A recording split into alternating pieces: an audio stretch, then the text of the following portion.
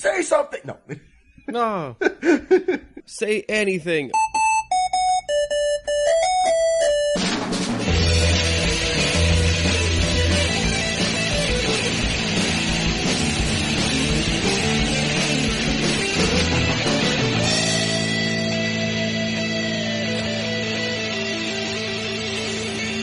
Welcome to the UGO podcast where we say anything and we mean it.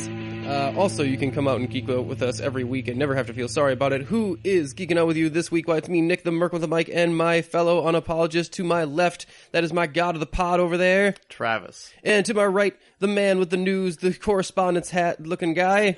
I mean, I'm assuming the right is just wherever it is on the internet, but hey, Justin, Figure how it you doing? You are my right on the computer in the ether. That's how the internet works. That's how I know for sure how it works. No, Nick, you don't see, I'm everywhere when it comes to the internet, so. We also have a new 5-star review. I shouldn't say new. It was actually back in October, but because of iTunes, Being kind of shitty at times. It doesn't seem to, like, depending on your region where you submit it, or I don't know how fucking iTunes work. But I do have that. I still have that little service that lets me know at once a month. It gives me a little thing, little message saying like, "Oh, here you got another podcast review." Let me see if I can bring it up here. This one is October 20th, which I think was another con we were doing. So sorry for anyone if you didn't get your I usually give away a little small prize at a convention. Whenever you guys give us the review, I give that challenge on the panels. You might have to stop doing that, considering it never works out that iTunes... It's worked a couple times. Yeah. Like this other one we had was from the Anime Fusion panel. There was one of them. And they usually, most people actually, keep them up and stick them up on there rather than go back. Probably because it's just too much work to go back in and erase them. Yeah. But this one is from Blake Belladonna. And she writes the title is Better Than Corey in the House. Wow, our bar is really low. Oh, jeez. She continues to say, I thought that nothing could rival the amazingness known as Corey in the House. But then I listened to this podcast. It made me feel like I could fly. This podcast has completed me for life. I have no idea how I lived before this. Worrisome. That is it. Yay. That is all. Thank you so much, Blake Belladonna, for that weird review. I always do request that write the weirdest reviews possible so that all of our 5-star reviews make no fucking sense. Write your review like you're in a David Lynch movie. Let's see what that happens if you do that. Okay, that's the next challenge right there. That's the next one. The UGO podcast is an existential venture through the psyche of the human psychosis, but enthralling and existentious and... I don't know where I'm going with that. Now you're just making up words. Shut up. It's like a David Lynch movie. And then after that, we can do one where just write us a review, like your Buffalo Bill from Silence of the Lambs. Would you record me? I'd record me. I record me hard. But yes, you can also give us a review, please. That would be great. It helps us out with visibility and all that good stuff. It's the greatest free way to support us and all that. So yeah, and we will read it on the air word for word, like I have just proven. We are men of our word. So yeah, from time to time, if it doesn't inconvenience us. Yeah. With that, before we just get into news and stuff, how's everybody doing today? Pretty good. How's everybody doing this week? Getting ready for Thanksgiving. Mm-hmm. Yeah, gluttony. Yeah, all right. I'm flying out to Idaho on Friday, so that'll be fun. I made pie. Yeah, we're okay. So funny story. I called my mom earlier today, and we were talking about Thanksgiving plans. So first of all, remember my sister's wedding I told you about? Yes. So we hard to forget that one. Yeah, no, that was quite a venture, and the drama continues. So we, because we've decided now, it's going to be a Christmas wedding. So it is happening on the 27th. We had to fast track it because of that potential threat of being kicked out of the apartment. Right. And my mom's been, just running all about town and driving up and down from Utah to Idaho to plan out stuff for the wedding because, sending out invitations this short in advance is it's intense. Let's just say that. It's not very fun. No. But then the funniest thing is the subject of Thanksgiving dinner came up, and for some reason, my dad, who has never raised a complaint on anything that my mom's cooked for, like, desserts, like, he has some quirks for other foods, but never desserts, suddenly decided out of nowhere this year, you know what? I don't like fruit pies. I've never liked fruit pies. I just eat them to make you feel better. And I'm like, okay, when did this happen? Oh, I just always prefer cream pies. You've lied to me. I know, it's the weirdest thing where it's like, seriously, My worldview has changed. All those times you've cooked cherry pies, apple pies, that stuff. I mean, we already knew that you preferred the cream pies, but just like, yeah, I'm just never going to eat the apple pies again. So weird. I know, I'm just like, okay, fine, more for me. Thanks, Dad. Yeah, whatever. I can't believe this. Don't worry, that's not true. I just say that to soften you up to tell you that you're adopted. Oh, thank God. No, my dad is is quite the character. Let's just say that. So, but yeah, so that'll be fun. But otherwise, yeah, I'm excited. Again, I get to finally meet this mystery fiance. A month before he marries my sister. So hope you like him. Yeah, I'm very curious, cautious, and excited. But he Good did. combo. I don't know if I mentioned he won points a little bit from me because he stayed over at our place. I don't know, however many months back to me and my parents. And he had the option to choose between my room or my brother's room to sleep in. And he's like, well, whichever brother this is, he has movie posters and all that stuff, so he's more awesome by default. So I'm like, okay, that's a point in his favor. So you have movie posters, huh? What movie posters you got? I'm a big movie poster guy. Oh, yeah. I mean, I took it out quite a few because, sometimes they get bent or crumpled or torn, and I really hate that. But I have a few laminated posters for Lord of the Rings, one for Episode 1, Phantom Menace. I was young when that happened. But then I also have a big framed poster of Halo 2, which I really like. Yeah, the Star Wars posters, even the bad movies, have some good posters on them. Yeah, it's that one where they have the Naboo starfighter flying over the giant Trade Federation station. It's a really dynamic looking shot. And I also have a Pirates of the Caribbean one. The original poster with the skeleton behind the steering wheel. Yes. Yeah. Yes, I have the Temple of Doom Indiana Jones poster. That's actually a pretty rad poster for like the weakest not the weakest Indiana Jones movie anymore, but used to be the weakest Indiana Jones movie. It's the second weakest, I'd say, but yeah. Although this reminds me of a funny story too. So, when I was down in Utah, I couldn't bring any of those posters down because they're just too big and bulky. So I collected posters that I got from working at a movie theater, and I'd post them up, play them on display. The one I really wanted to get, and I actually did get it, was the poster for Her. If you remember that movie with Joaquin Phoenix. Yes. I actually like that one a lot. It's a really cool poster, very striking and dynamic.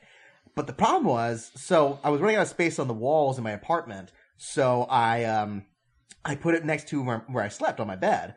And the problem was, when you're half awake at night and you kind of just like, your eyes, squint open a little bit, you're like, huh? What's going on? And you turn, you see this dude staring down at you with a big giant mustache and Joaquin Phoenix face. You're like, ah! What is that? I know. So at some point I just couldn't stand it. I'm like, I love this poster, but I can't look at it anymore. So I had to just take it down. Yeah, I have a poster of the Joker from The Dark Knight, the Heath Ledger Joker. I had that one too. Like where he's got the why so serious and he's behind the smile, written in what looks like blood sort of thing. Yeah.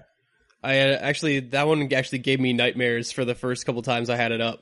And then I dated a girl for a while and she was like, you can't have that poster up. You just can't have it up. Yeah. It's just too scary. It's right behind me and it's just kind of staring at me. Yeah, I gotten used to it now, but it's still like every once in a while I'll still catch it like, man, that's a scary fucking poster. Yeah, what really sucks about posters nowadays is that it's rare to find some really, really good ones. I mean, they're out there. It's just, you can really tell who puts effort into their posters and who doesn't. The problem is a lot of people don't anymore. A lot of floating heads. A lot of floating heads of... Or remember the year when it was kneeling? Yes, they seem to have like weird, one weird year was kneeling with like the original Thor poster of like kneeling in the hero mid shot, and then there was the one year of looking over your back shoulder. Yeah, the World War Z poster. Yeah, that everyone copied that same exact shot and pose from every movie. where every hero is like looking over their back over their left shoulder or something. It was just like why is this the thing now? Well, and then I noticed too, someone had a side by side of Christopher Nolan posters. And if you notice, there's like that common theme of the camera facing directly on the person's back, looking on something. Like almost every Christopher Nolan movie in the last like 4 or 5 movies has the exact same poster with the exact same pose on it. Yeah, the only recent one that I really liked was the Thor Ragnarok's poster. I'm looking forward to getting that when that one's available. Oh, yeah, no, that one was amazing. I remember when I went to go see it in New York, there was the standee that was like a modified version of the poster, and I was just like, I just gotta look at this a little bit longer. It's amazing. It just the color, the positioning of the characters. It really showed some ingenuity on the behalf of the artists in that one. And it's funny because actually I have 2 computers that I use for work and various other stuff. My second computer, the wallpaper, the screensaver is all movie posters that I've collected over the years. So, okay. Yeah, I go to imp.com, I think it's called, or IMP Awards, where they just have a collection of every movie poster ever. And I just pretty much downloaded as many posters as I could and arranged them into a screensaver format. So, whenever it's just on pause, you just see a bunch of trailers just floating on over my screen. And it's like, gee, I wonder if this guy's a movie fan.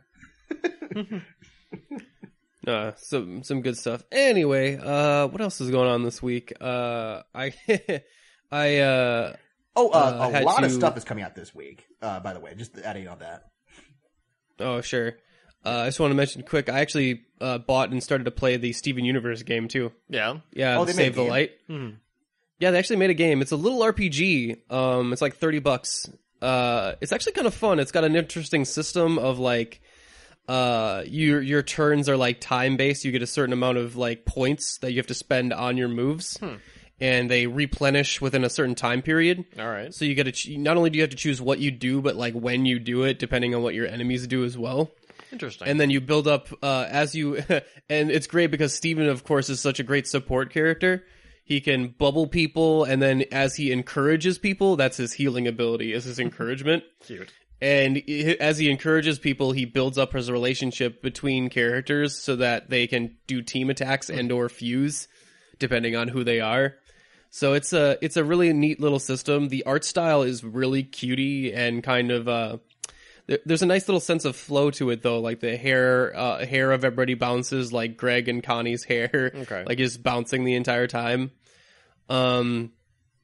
They might want to work on their animation a little bit because they have standard animations for when you get involved into a fight where like Steven and Connie are all happy and smiley and like, yay. And I'm like, yep, that's a pretty good standard default, but it happens like right after a main story threat of where the main bad guy comes in and like, and kidnaps a new being, like a new light Steven that is your friend. And it's like after this kidnapping, it's like, no, give him back, you meanie. And then suddenly all smiles. As they get into the fight, it's like, it's all smiles. Like it's not a serious situation at all.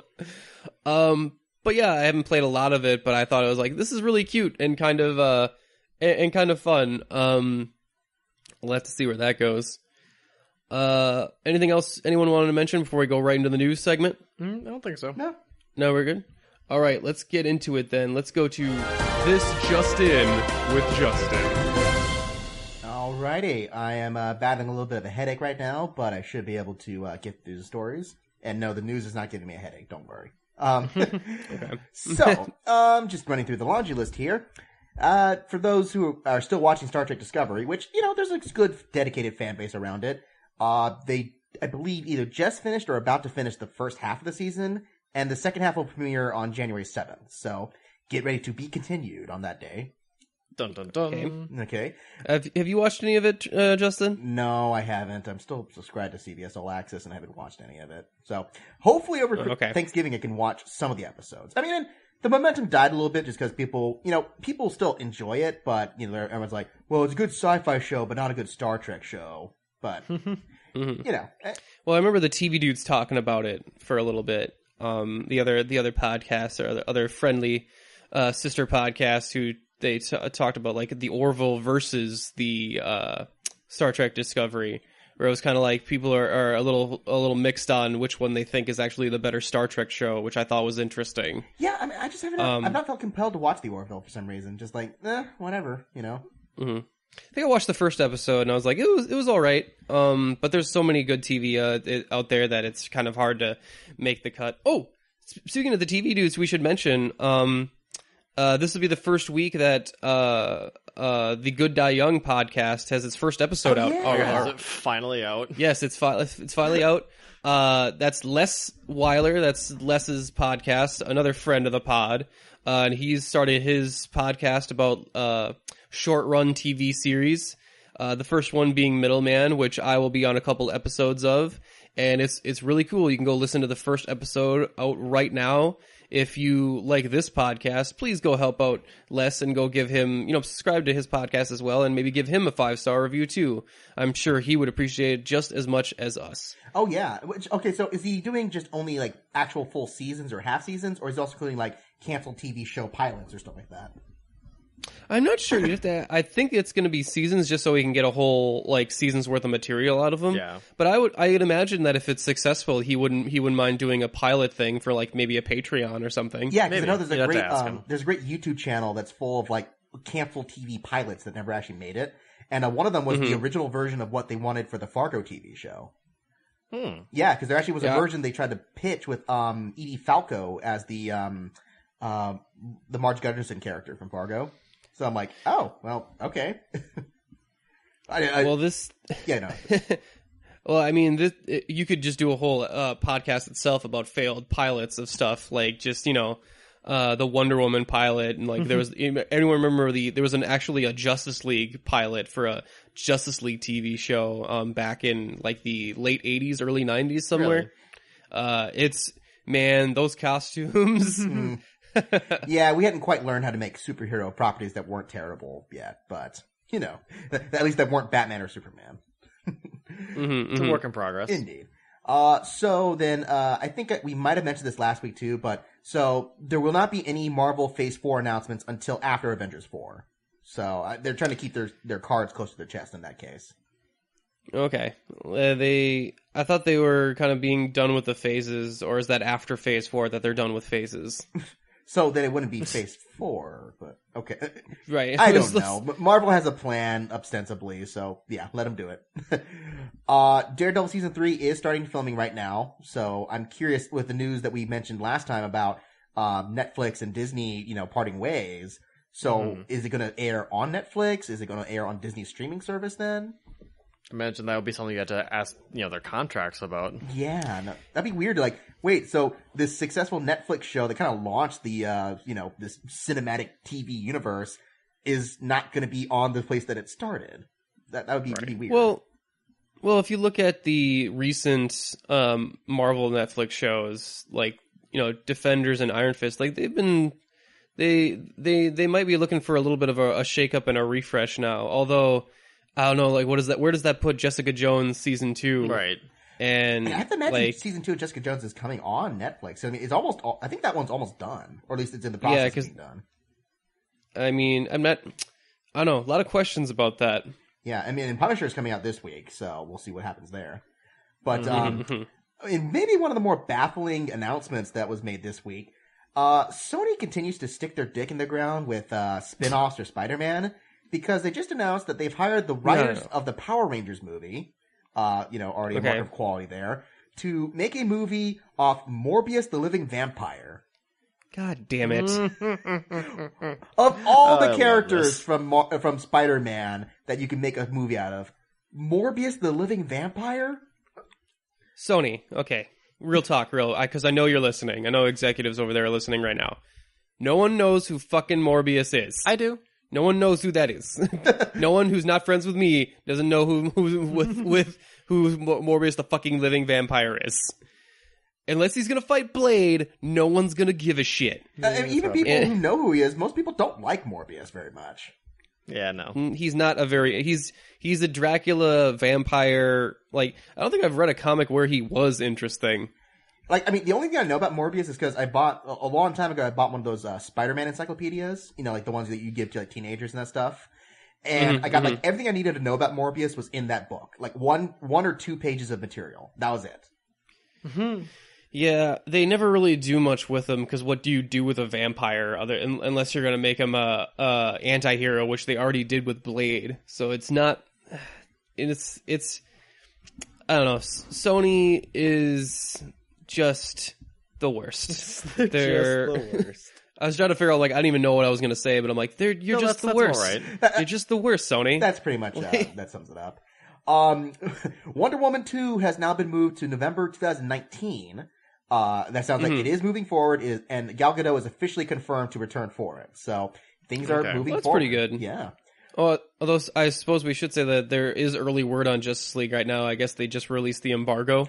I think I saw the Rotten Tomatoes score. Oh, yeah? But the early one. What's the Rotten Tomatoes score on like it? 44%. 44? that That's sounds not the about worst. Right. Yeah, like, because I remember seeing the Double Toasted reviews, and they were all kind of middling to, like, meh kind of thing, where it's like, it's not awful. The best review I've heard about it so far is that, like, it's okay. Like, it's passable, which... It's most what I was expecting anyway. So. Yeah. So, I guess this one is just that it suffers and benefits from the lowered expectations of Batman versus Superman. And all the production troubles they had, because although from what I heard, there was another story that came out that said, like, yeah, only about 15 to 20% of the movie is the Joss Whedon reshoots. So it is still technically a Zack Snyder movie, for better or for worse. You mean worse? I'm trying to give guy crap.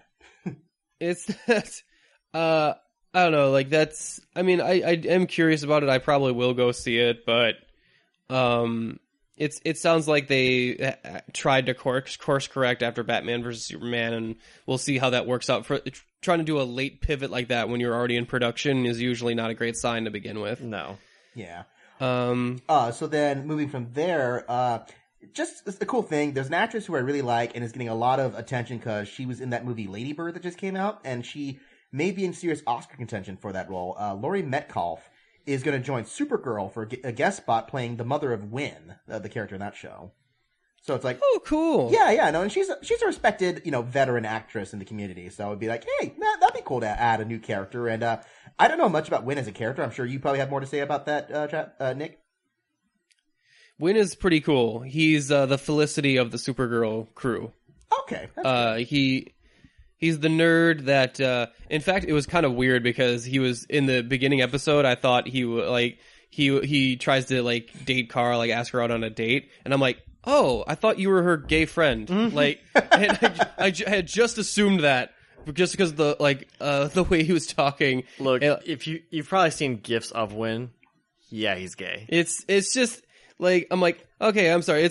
And he has dated other women on the show, but it's like, I don't know, something about the mannerisms or whatever, like, just set off my gaydar or whatever. But no, he's a really cool character. He's really fun. Your gaydar seems to be very on lately. Thor Ragnarok, Supergirl, Gotham. Although no one needs a gaydar for Gotham. No. That shit is spelled out for you. But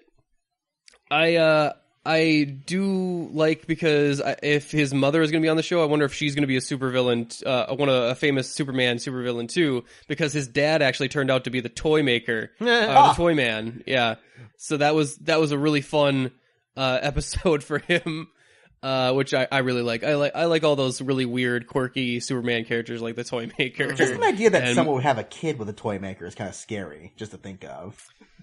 Yeah, well, they changed up his character. Like, he's sure. not like the same thing as the comics or the animated series where he's, a fucking ventriloquist doll or whatever the hell they made him. Yeah, dude with a doll head or whatever that thing.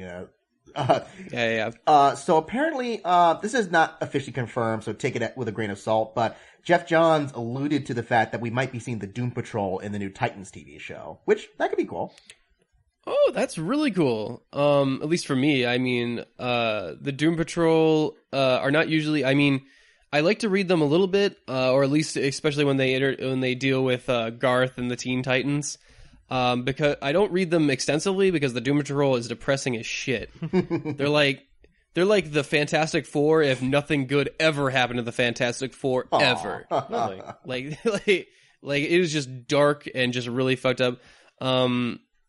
But yeah, that's exciting. I'm getting more and more interested in that Teen Titans TV show. I'm not gonna lie. It could be good. The only mark against it is the guy who's playing Robin, because as of yet he's not been in any good properties.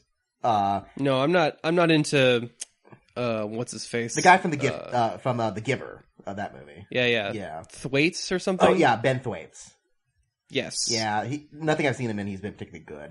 He's kind of like Justin Bieber light almost. But Ew. yeah, but we'll see. I mean, the other actors around him seem to be pretty good. Let's see. There's a new deal coming out. They're pretty much just an update. Bond 25 is going to be happening. The James Bond movie, and it's being set for a 2019 release. They're negotiating right now. Whether we like it or not.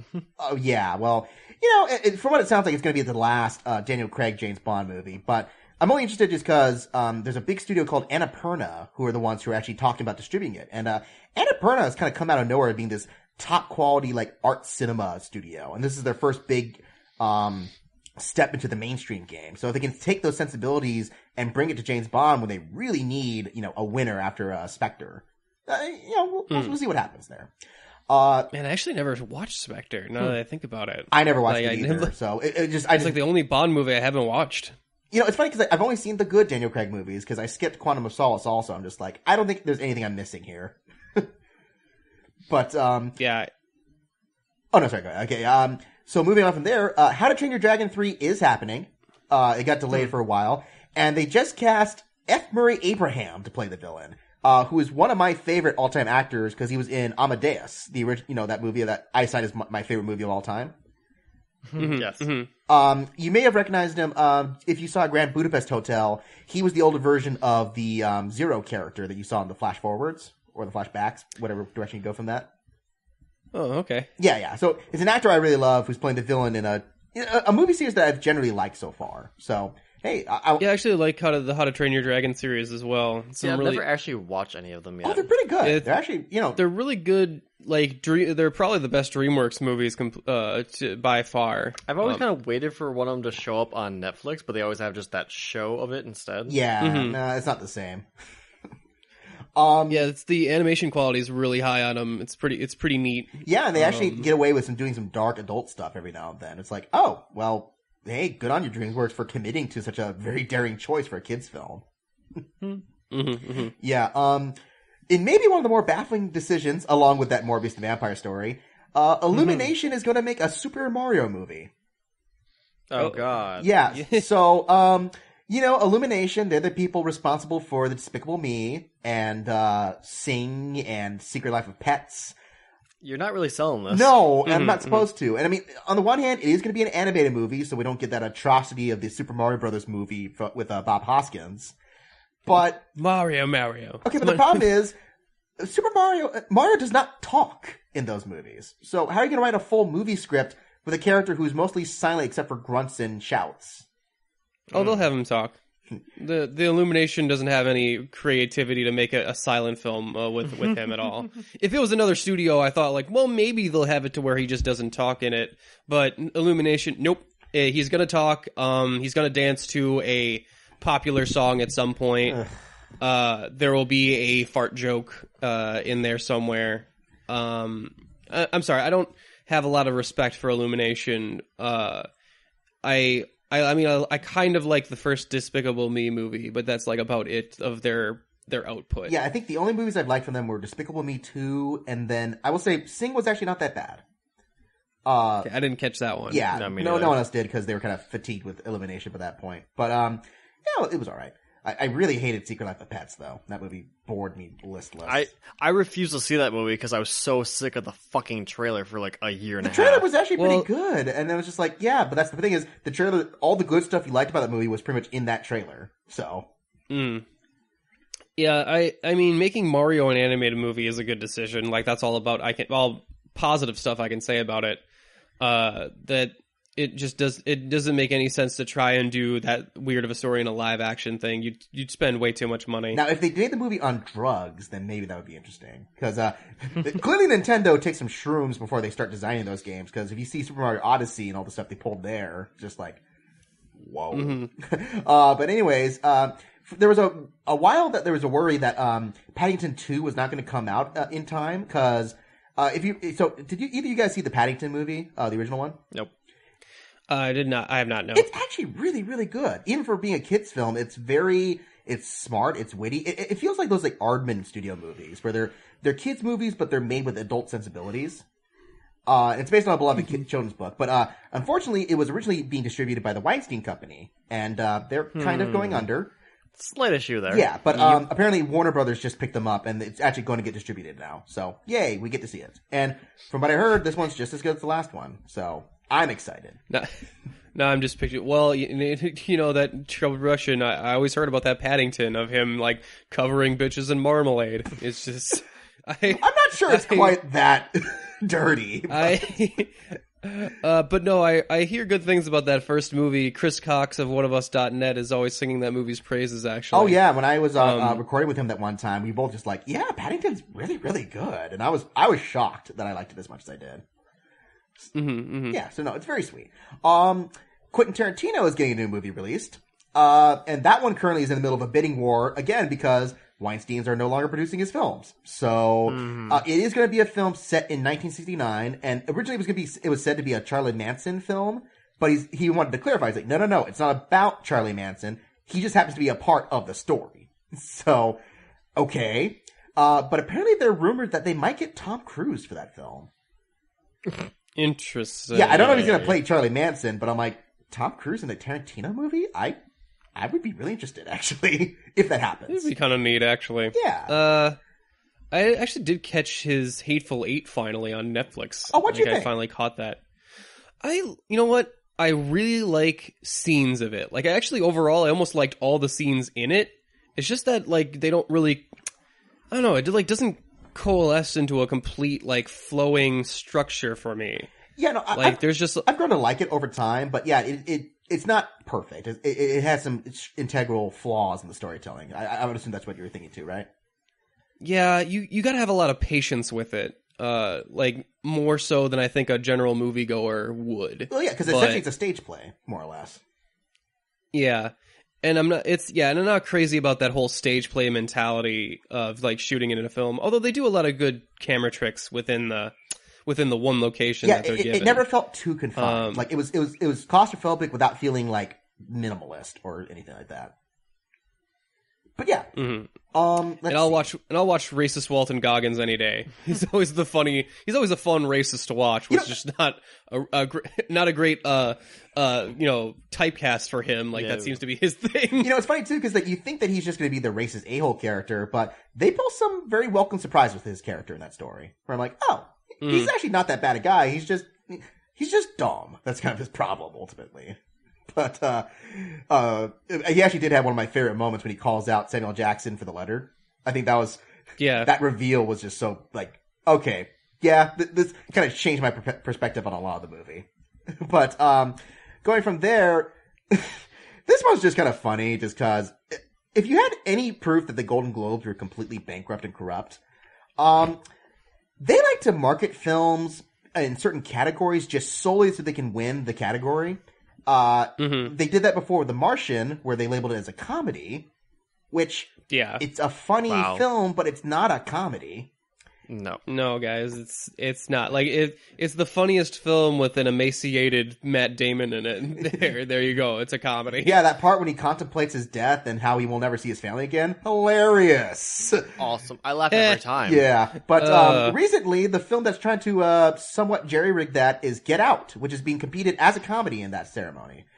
I saw that. Like, they put Get Out in there, and I'm like, oh my god. If you thought The Martian was egregious, Get Out is just like, it's a comedy. Like, no, it's funny, okay. I raised that to my friend, and he was like, what are you talking about? The movie's totally a comedy. And I'm like, wait, what? Yeah, the whole thing's a satire. It's meant to be a parody, and, it's supposed to be satirical on the relationships. I'm like, yeah, it has funny parts, but I feel it's way more dramatic in tone than funny, Mm-hmm. I mean, I wouldn't say satire. I mean, it's definitely an allegory for social, our social situation right now, and just, racial issues and stuff like that. A satire would imply that it's really making fun of certain It'd be making things. fun of the horror movie genre, which it's not. It's playing up on parts of it, yes, but not straight up making fun of it. I mean, don't get me wrong, I laugh during it, but I laugh during other horror movies too. Yeah. Like when I'm not, screaming, because that movie's legitimately fucking scary. Like, it's pretty straight faced too. Like, even the funny parts is like, oh yeah, you laugh, but you never forget that it's scary. at any point. I would more readily accept Alien Resurrection as a comedy than fucking Get Out. No, but Jordan Peele's reaction was priceless in that one, where he tweeted afterwards, where they're like, people are like, well, is it a drama or is it a comedy? And he replied, Get Out is a documentary. So nice. Just like, okay, he's a good sport about it. It still doesn't change the fact that a comedy is probably incorrectly labeled, but it's the Golden Globes. Nobody cares except like, oh, it's a slight predictor for what will get Oscar nominations. But anyway, that says more about the Oscars than the Golden Globes, to be honest. The Oscars have more credibility. But they're doing a remake of What Women Want. If you remember that old Mel Gibson romantic film that came out a while back. Oh, yeah, that one weird kind of sexist one. Yep. Yeah, and apparently to address that sexist angle, it's going to be gender swapped. So it's now called What Men Want, with Taraji P. Henson in the lead role. So, okay. Okay. I don't want to get into a whole gender debate here, but you're going to anyway. What is the point of a woman reading a man's mind? That is sex, not a mystery. Sex. We don't video games. We don't. A man's mindset has been pretty well represented throughout Hollywood and every way. It's not super difficult to figure us out. We're not exactly complex creatures. The more egregious the mocking is, the more accurate it is. I mean, I guess she can use her ability to get one over on her business partners and all that good stuff and figure out their secrets or whatnot. Like it's probably going to be mostly it'd be like, oh, that's the gross thing you did over the weekend. Well, let me hold that over your head so I can destroy you and not feel bad about it because you're a terrible person. Oh gosh, it's a manifestation of the internet. Yeah, it's I don't know. That sounds weird to me. It kind of scares. Now that you put it in that context, it kind of scares me, that idea. No, you would. I mean, that's why. Like, oh, everyone fantasizes about like, man, wouldn't it be great to like date Wonder Woman? I'm like, no, you would be completely at her mercy at all time. She's the most powerful woman in the world, and she has a fucking weapon that makes you powerless and compels you to obey her and to tell the truth at all times. That is not a relationship that can stand. At least for most of us, unless you're a paragon of fucking virtue. Yeah, not all of us can be Steve Trevor, apparently. But even Steve Trevor, like I loved in the animated movie where he's got the rope on, and it's like, is there anything else you want to mention? Your mom's super hot. Damn it. That's funny. Yeah, that animated Wonder Woman movie is actually pretty fun. You should check it out. Especially if you enjoyed the live action Wonder Woman movie. They actually took a couple elements from the standalone animated movie. Yeah, I actually bought the animated one, and I've only seen little bits of it so far, but it's pretty good. I really liked what I saw. So yeah, it is not bad. It's pretty fun. Yeah. They're doing a movie adaptation of Are You Afraid of the Dark? That old TV show on Nickelodeon that scared the piss out of me. Oh yeah. That's a fun idea. I kind of like campfire stories. Yeah, well, it's like if you got your friends over to actually like tell campfire stories, but they actually got a budget to show you them. Yeah, well, it's just Twilight Zone, but yeah, with kids around a campfire. So that one was always fun. It was like interesting to see what they could do on a shoestring budget to create monsters and stuff like that. Now the question is though, it's like, like Goosebumps, the movie that came out, there's a lot of stuff that they did in Are You Afraid of the Dark? So are they going to make a new story? Are they going to try to amalgamate a bunch of stuff from the original TV show? Like, I don't know. There's way too much. Either way, yeah. Either way, I doubt it's going to be that good. Yeah, probably not. I mean, also, no one was asking for this. I mean, we have fond memories of the show from when we were kids, but that was 20 years ago, something like that. Mm-hmm. Yeah, so I mean, it just seems like it's, again, striking the iron while it's cold, so... which, thank you, Nick, for coining that. I love that phrase. You are most welcome. You can use it. But you just got to pay me a little in copyright. I'm working that out with lawyers right now. All right, I'll PayPal you. But anyway, the Deadwood movie supposedly is still happening. If you remember that from that TV show back on HBO that ended before it can actually get a proper finale. They claim, this is, again, if this story is to be true, is going to start filming next year in the fall. So, hey, for big fans out there, you might finally get to see an ending for that. But yeah, I actually watched that one recently, so I'm excited that they might be finally finishing up that storyline. Yeah, because then what's his name? The guy in charge also is helping as story consultant for the new season of True Detective. So I think that's kind of his trial run, and then if that works out well, they'll let him do the Deadwood movie. So. Oh, okay. Yeah. Yeah. Well, you can only go up for True Detective for like after the last season. Yeah, they really lowered the bar. So the Lord of the Rings TV show is moving forward, and it will be a prequel series set before the Peter Jackson trilogy. Well, of course, like everything is. Yeah. Well, I mean, I guess people were worried that it was just going to be a remake of the films. Like, don't just show us the same stories over and over again. It's like, okay, don't worry. It's not. It's going to be something completely unrelated. So. Well, we've been continuing playing the Shadow of War game, and the thing I like about that is that even though the main character is boring as shit, they keep introducing, like, there's some female characters finally. Yep. That get to have a shot. Like, there's Galadriel has her own like right hand assassin. Like, I'm like, oh, that's pretty cool. Like, it makes more sense that there's more people in the fucking universe than just the Fellowship of the Ring that we can focus on. Yeah. There's also some kind of like female ant goddess. Yeah, that was weird. Yeah, that happened. Wait, a female ant goddess? Yeah, there's person. There's like there's this tree goddess. Ant goddess. Thing. Sorry, I think it's an ant Yes, goddess, ant. like bug. Yeah. Also, Shelob is a hot chick now. Yeah, that was which so is weird. Like, what the frick is that all about? And like they keep talking about like, oh my god, can the Nazgul attack someone as strong as Shelob? What? Yeah. I mean, a hobbit took care of her. I'm not sure how big of a deal this is. Yeah, like they're really trying to like retcon how powerful Shelob was. I'm like, maybe she gets hurt by the end of the game, and she's like, oh well, she's no longer nearly as powerful anymore, or whatever. But yeah, they've upgraded her power level to like a scary degree. Apparently. Yeah, very interesting. No, that's cool. So I don't know if I told you guys about this series that's happening, but Galaxy Quest is getting a TV show. So really? Yeah. I heard about that. We talked about it when it was originally announced, but then it seemed like it might have been dead in the water for a little bit. Yeah, no, it was put on pause for a while because after Alan Rickman died, they're just like, yeah, we need to reconsider if we're going forward with this. But apparently it is going to happen. They will address certain details about Alan Rickman and that such. But apparently the big thing is that it's really going to tackle fandoms as a big part of the story. The idea that, it's like, yeah, it's the future of Galaxy Quest, but they're also addressing how fandoms have evolved and changed with the rise of the internet, the rise of, conventions and that kind of stuff. So that's kind of a cool idea, I think.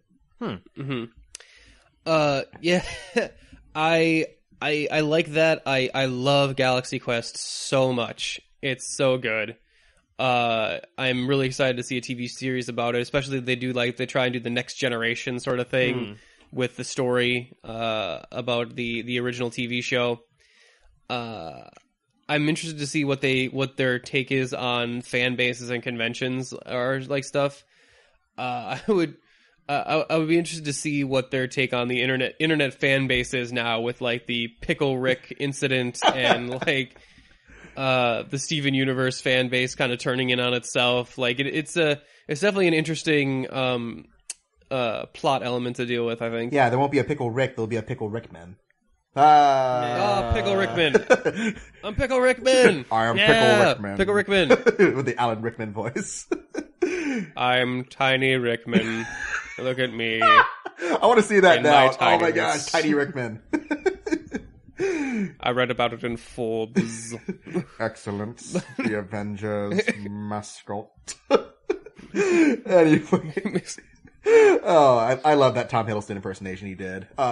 Because during one of the Avengers bloopers, that he did an Al Rickman impression, and everyone laughed at that. It was really, really good. So I don't know if you guys caught The Handmaid's Tale at all. Did you ever see that show? The Handmaid's... No, I actually did not. I heard some really good things about it, though. Yeah, no, I've only seen the pilot so far. It's a very good show, although it is, per the subject matter, it's very, very dark. Very hard to watch if you're not comfortable with the subject matter at hand. But season 2 is moving forward, and it will premiere in April for fans of the show. So, yeah, I mean, it's a big deal because it just won the Emmy for Best Drama this year. So, yeah, Hulu is going to ride off the waves of that success, hopefully. Speaking of Hulu, though, and again, video game adaptations. Oh, no. Who in Hollywood has a humongous boner for Hitman? Because they're trying making Hitman a new again? Yep, they're going to do a Hitman TV series from the creator of John Wick, Derek Kolstad. So, Okay. I mean, I would watch a Hitman movie from the creators of John Wick. That may be kind of neat. sure. I think the idea is that they were really inspired off the new video game series, that season-long Hitman they did. Yeah. Which, To be fair, I've seen people play through it. It's actually pretty good. Yeah, if Timothy Oliphant can't make an interesting Hitman, no one can, I don't think. I know, even Rupert, I think it was Rupert Friend who tried in the last movie too. It's like, I'm sorry, it's just Hitman is such a goofy story, you know what I mean? And they give it such a goofy treatment every time in the films. They just don't work. I don't know what it is. How have we had 3 iterations of Hitman being developed in Hollywood and TV? For me, it is Hitman falls into the same thing as Max Payne does. Where the reason Max Payne and Hitman are fun to play as video games is because you get to play. Oh my god, it's like I'm playing a shitty VHS action movie. This is fun. And you get the element of like, hey, I'm playing along. Look at this. He's got the stereotypical dialogue. It changes the experience to a fun experience rather than because you're not passively watching it. You're actively engaged in the cheesiness and stuff like that. I can see it. I guess but so. when you actually sit down and make a Max Payne movie, you're like, no, the reason this was fun is like because you made a bad movie. I got to play a bad movie. Like, Max Payne had a whole lot of other problems that made it suck. And in fact, including like doing absolutely nothing related to the plot of the video games. They just made up new stuff for that movie. So. But yeah, I mean, Hitman also had the same problem too, and also just the inherent goofiness of a dude who walks around with a barcode on his head. Like that should be like the obvious thing that makes him stand out in the crowd. It's like, oh, I wonder if it's a hitman. You know? Could be. It's like, oh, I'm a master of disguise. It's him right there, guy with the barcode. Damn it! Every time. Yeah. I just want one joke in one of the movies is to someone in the grocery store to scan him. Just one time. One time. You stole that joke from Spill. Just like I actually did not remember their Hitman review. Was that one of theirs? Am I not remembering it? Yeah, no, they did an animated bit where they showed someone scanning fruit, and they scan over Timothy Oliphant's head, and he comes up as $47. So, oh, that's actually funny. Nice. Yeah. No, that's funny. But I mean, it's not great that I'm unoriginal that you call me out on it, but that is funny. I'm surprised you didn't steal that joke. So, I mean, hey, at least. It was probably kicking around the back of my mind, and I probably stole it without thinking about it. Probably. And then the last one, there was a couple of depressing stories. I'm just going to skip those. Someone did an infographic on Game of Thrones that showed all the important statistics and whatnot. Apparently, if you go by the actual on-screen kill count for Game of Thrones, there have been 174,373 deaths depicted on that show. Wow. Okay. Yeah, that is a lot of violence to show. I mean, to be fair, you have to count for the fact that, like, whole armies were destroyed in a couple seasons. So, you know, as if you didn't think that was a violent enough show, it's, now statistically true. Yes, indeed. But, they had some other fun facts. They just, you know, various statistics, like, 16.5 million people watched the season finale last season, which is, I think, the highest rated right now for any HBO show. Apparently, but I thought it sucked now. I thought Game of Thrones wasn't good anymore, and that no one should watch it. Last season was not their strongest, but no, that's hyperbole.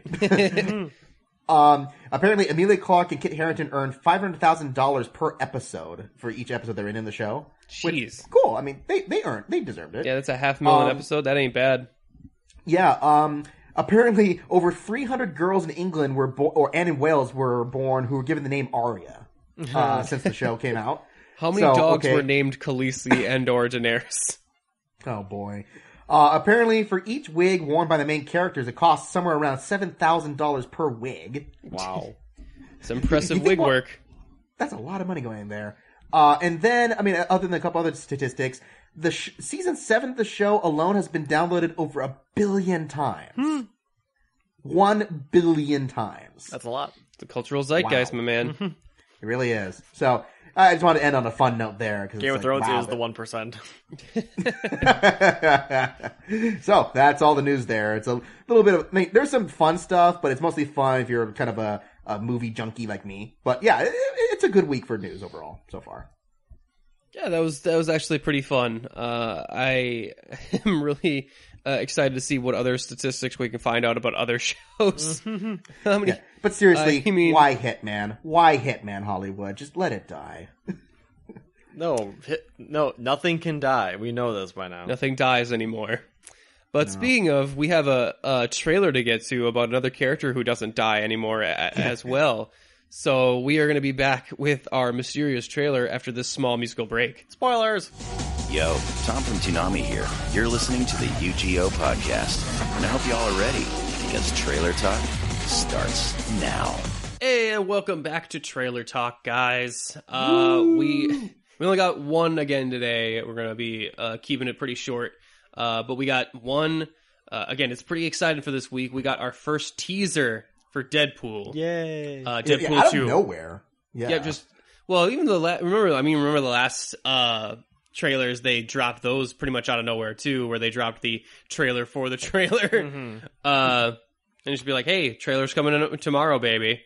So I'm interested to see. The last Deadpool movie had a fucking amazing marketing campaign. It was just tip-top fantastic. It's what basically helped it make itself a movie. Yeah, it was... Well, it was a marketing campaign based off a leaked test video, which is the interesting thing. It's like how you can build hype off of failed, attempts to pitch the project, and that in itself got the project pitched and sold. Mm-hmm, mm-hmm. It was absolutely amazing. I can't even believe that the movie will. I mean, yeah, I do believe the movie was as successful as it was based off that marketing campaign. Yeah. It was, and that had a lot to do with it. So I'm looking forward to what little videos they do this time. It's going to be super fun. I am super excited. So I'm just going to load up the trailer here. What were some of your favorite trailers from the last one, Travis? Like some of the favorite little marketing videos. My personal favorite is the "Touch Yourself" campaign. Oh, jeez, with the balls. Honestly, I think that the leak trailer actually might be one of my favorite parts. Oh, the actual just when they leaked the original test footage. Yeah. Okay. No, the actual original. Mm-hmm. That was just entertaining. Yeah, that one did have some actual lines in it that weren't in the movie when they came up. It was actually slightly different. But that was Which fun seems too. to be a trend a lot lately with trailers, where they show alternate B-rolls or alternate takes of certain scenes. It always has been, but I don't know. There's a few movies where I'm like, oh, why isn't that scene in here? I really like that scene. Mm-hmm, mm-hmm. Yeah. I mean, Thor Ragnarok had a bunch of shit actually cut out from it, but hopefully we'll get to see that on a Blu-ray set. Yeah, but not anyway, as much as I thought. Like they still kept quite a bit in that one. Yeah. But anyway, let's see what we have in store for us for the first teaser for Deadpool 2. Let's give that one a watch. Yeah, that sounds about right. Yep. Bob Ross. Hello there. Welcome back. I'm glad you could join me today. Let's just dive right in. Man, also part of the successful marketing campaign, Ryan Reynolds is so committed to this stuff, man. He really is. Wet and ready to go. He will do So literally green. anything. Men in Black. Brush here. Whack that off real good. Just beat it like it owes you money. We're gonna get a little dab. Get it? Because it's all snow here. colors based on famous movie Just another titles. little dab. Except for Yellow Snow, I don't think that's a movie. And Reddit. Betty White's Nah. Dancing fantastic. through the sky. Now remember, this is your world. You get to make and break the rules here. Sweet baby Jesus. Wish I could jump in there and roll around in all that cascading white powder. Yeah, just get high on all of life's splendor. God, I love cocaine. So much. Holy fuck knuckles, I am high as a kite right now. Okay, let's paint in a few little happy trees there. Nothing wrong with making friends with trees. Now, what you don't want to do is eat these paints. Trust me on this one. All right, I'm gonna whack off again. That's right. That feels Get good. it? Whack off. What is going on in there?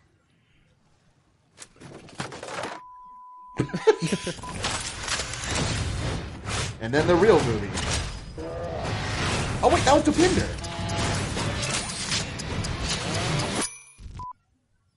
Would you look at that? Looks like we have ourselves a finished painting. So from our family to yours, keep your pants dry, your dreams wet, and remember, hugs not drugs. That was amazing. Wow. I feel like I watched an Adult Swim short. Man, I really like that poster too. I actually want to get that poster of all them eating dinner together. That's really fun. I think that image is floating around somewhere on the internet, so. I'm sure. Yeah. So that was the trailer for Deadpool 2, guys. What do we think about it? What are we thinking? That's amazing. I liked it a lot. We don't get a lot of the teaser footage. No, we get Ryan Reynolds chewing scenery. I think I did see Monica Baccarin again. There's a lot of the same actors returning. I mean, there's Monica Baccarin. There's the girl who played Negasonic Teenage Warhead. Now with hair, so that's cool. Yeah, she does. She's got like more of a spiky do going for her. But then I didn't realize that the Indian cab driver is returning as a major character, it seems like. Really? Oh, that's awesome. Yeah, I just noticed that. I'm like, it's Dopinder! Hey! Dopinder. Good, happy, see you later, Deadpool. I loved his part in the first movie, so I'm glad that he gets another shot. Yeah, they had some good scenes with him. Of course, this whole painting thing is pretty fun. I mean, I do like that the colors are all different. Like, there's movie references in there, as well as just potty humor of like and actor references and Reddit. I like that. I should have saw, but as soon as I saw colors, I don't know why I should have saw Betty White coming. Yeah. But I was like, oh yeah, of course, duh. Yeah. But no, that's pretty fun. I actually thought, like, is there an actual painter actually painting some of that? Because when he's making the trees, I'm like, that actually is kind of a neat. Like, I think that might actually be a legit technique there. Yeah, no, I'm sure it's based on some, like, the Bob Ross, images that are out there somewhere. So, but I mean, even the footage that we did see for the actual movie, I did notice that it does look a lot more arty, like a lot glossier than the previous movie did. There's a different like sheen on it. I can't really put my finger on. It's got more color coordination. Like there's like shades of blue and gold and orange. Like because I know it's the director who did one of the directors from John Wick doing this one, Daniel Leach. Yeah, there seems to be a richer color palette going on that I'm actually kind of digging. Like, the night scene with him, like, screaming and running in the rain or whatever looks pretty, like, man, charging this looks a car. Like, this looks pretty good. Like, legitimately kind of like, a really... Like a real movie. Well, I mean, no, the original Deadpool movie had looks pretty good, too, but it wasn't... It was pretty standard, like, color palette-wise. Like, it was pretty... it was kind of flat-looking a little bit. Yeah, and it was fine. They really they wanted to pump up the comedy and the timing of Ryan Reynolds, and I'm pretty sure they made the movie and colored it so that his suit looked the best it possibly could. Yeah. Which I think is probably one of the reasons why Colossus looks a little weird in some of the scenes too. Is just that he doesn't have like his color palette is so different than Deadpool's. He's practically camouflage at times. So, well, and it also was a micro budget movie compared to a lot of other blockbuster films. I think it only cost. I mean, it was less than $100 million for sure. Yeah, it was definitely. I think it was around 50. 50 or 60. Yeah, and then it was a first-time director, too. So, obviously, he was still working with... Because he'd only directed CG shorts before that, Tim Miller. So, I'm sure he was still trying to figure out how to make a live-action movie while making Deadpool, It was a huge win for Fox, box office-wise. It was a really big win for them. $1 billion worldwide, that's a win. Yeah, it's for return for... Hopefully, it spread the trend of the R-rated movie. I'm in the camp of believing that we would not have gotten an R-rated Old Man Logan story if not for definitely not. Deadpool. I do not think that would. We would still got Logan. We probably still would have gotten a Logan movie, but I don't think it would have been the same movie. No.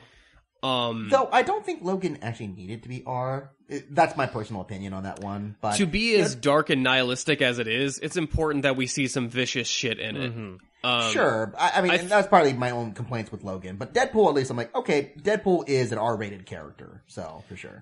I think if you need to leave Logan feeling like depressed about life, basically, for it to work. Yeah, but they could have made more creative use of the F-word stuff, because I'm like, pretty much, it's that complaint I've made of some movies where they just had the F-word to say the F-word. It didn't actually enhance the dialogue any more or less in that film. I think they got excited because Wolverine could finally say fuck, and it's like, oh well, we finally get this character who can finally swear, and you can tell he's been wanting to in the other movies so bad. Well, which he does say the F word in First Class and a couple other movies. So No, I think he only says the F word in First Class. He gets a couple other swears in some of the other movies. Yeah. I don't think he even gets any lines of dialogue in X-Men Apocalypse. Oh, But yeah. I don't think he did. Yeah, that's a good point, actually. I'm really excited about Deadpool. I really enjoyed the first movie. I went back and watched it again, and Again. I still enjoy it every time I watch it.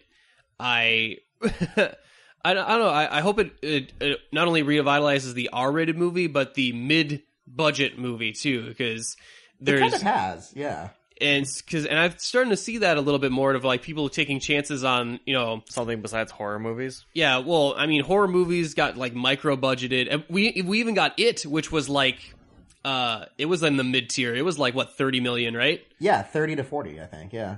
Yeah, and spending 30 to 40 million on a fucking horror movie was unheard of before that. So, I mean, it depends on the type of movie.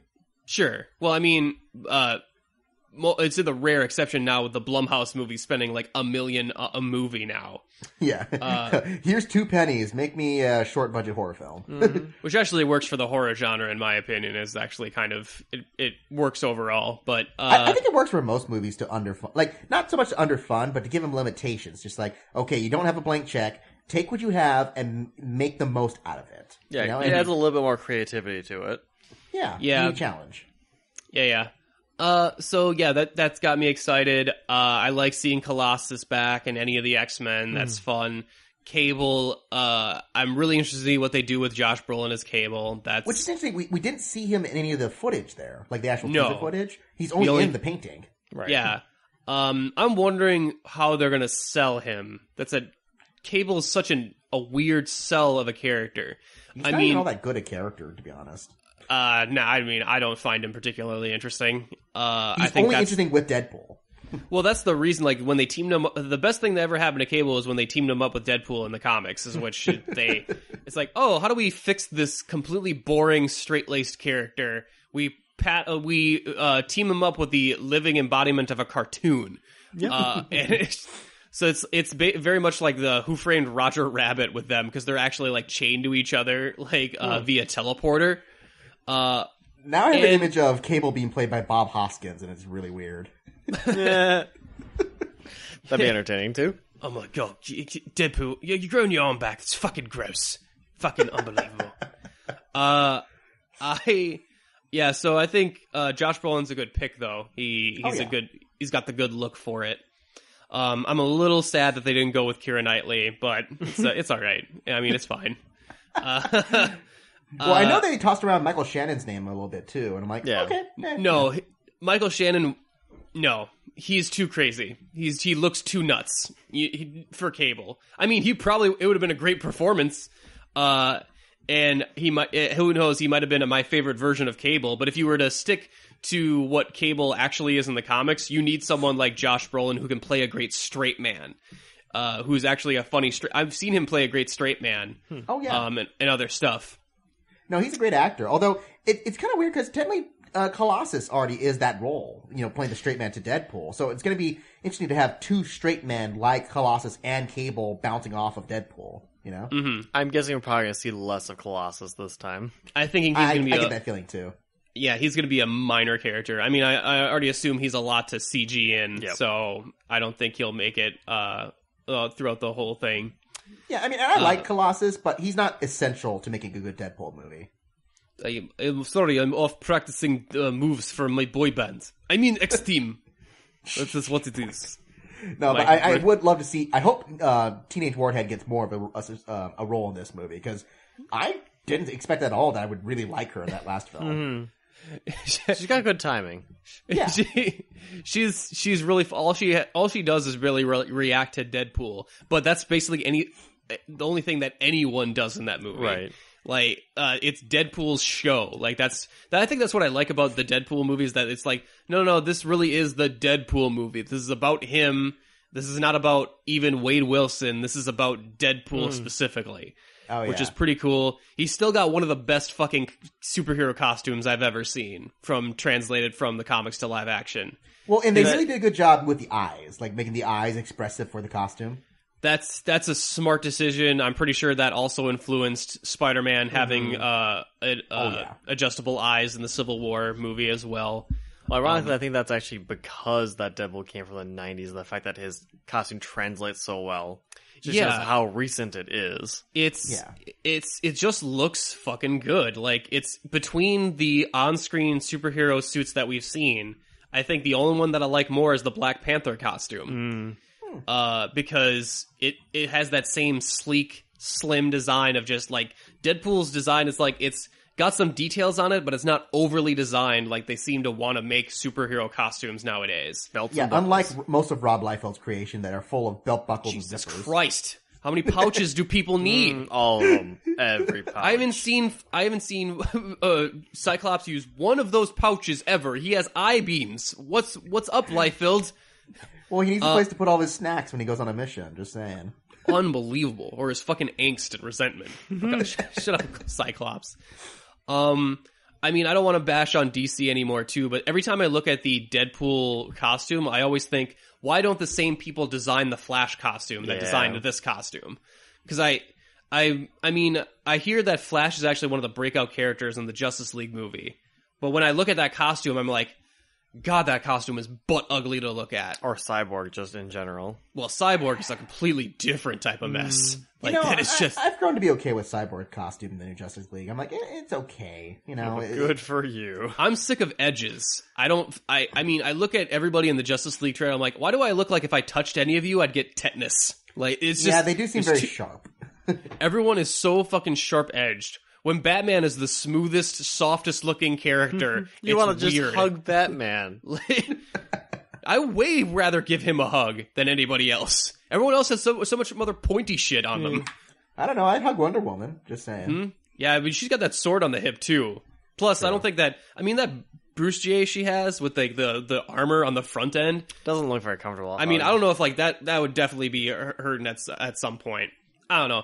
It feels like everybody is just like, you just get cut up at a press screening, like shaking hands with them. And it's just like, here, can you kiss my baby? Actually, you know what? Never mind. I'm just going to put that one over here. Just don't. I'm sorry, Wonder Woman has a restraining order on all babies? No, she loves babies. Remember? Oh, baby! Oh, when she was in the baby. I don't even know what these are. Look at this small human creature. Yes, but if she starts stabbing them with her, armor boobs, then might be an issue. But Deadpool. But back to Deadpool. What's interesting also is that technically, people are calling it Deadpool 2, but that's actually not the official title, and there's rumor to believe that they'll probably give it like kind of like one of those like another Deadpool movie or some other kind of thing like that, which that could be kind of cool. Oh, is it going to be a spoof of like not another teen movie? It's like not another superhero movie. Deadpool? Not another Deadpool movie needs to be the title. That would be great. Yeah, I'm really digging this. This is one of the things that makes me sad if the Disney deal with Fox goes through, if they actually buy out Fox, is that I like Deadpool off in his own separate thing right now. Yeah. Mm-hmm. I'm cool with him being his own thing for now. Maybe when it gets stale, maybe then we can shake him up and throw him into another universe with other people. Spider-Man. But I'm cool with him in his own thing right now. I want to see how this plays out. Yeah. He's one of those characters like X-Men, where it's like they don't really feel like they coexist comfortably with the other Marvel heroes. It's okay for them to be in their own thing. Yeah. With Infinity War, maybe they'll rip open a dimension in time and slide some of the more popular characters in, and not everybody. That's got to be the ending of Avengers 4 or whatever. Just like a big hole opens up and Deadpool just collapses on the ground. It's like, what'd I miss? Mm-hmm. I mean, I think I heard that on one of the breakfast pubs too. Of like one of their fan theories is that like Deadpool will show up and then he'll try and swear and then he'll bleep and go like, "What the bleep is going on?" And then slowly like, "Oh, I'm home." And finally realizes it's in a PG-13 movie. Actually, I really love if the bleep is like a physical thing, and he just picks it up and looks at it like, the fuck? It happens again. He starts like collecting sensors. We finally get the yellow dialogue balloons? Yes. That would be pretty good. He just kind of like goes up to a guy, like some other superheroes, like, guys, look, he's got like an arm full of just like swear bleeps. It would be funny too if they incorporated the thought balloons that where he speaks to his other voices in his head. I mean, I doubt they'd do that, but that'd be kind of a funny gimmick if they could find a way to translate that into the sequel movie. But, again, they probably aren't going that route. Yeah. Yeah, but no, super excited. I hope they give it, a maximum effort. That's what I'm hoping. Maximum effort! Yeah. There's really not much else to say about this trailer. I mean, it's a funny gimmick with a couple of fleeting images inside of it, Yeah. So.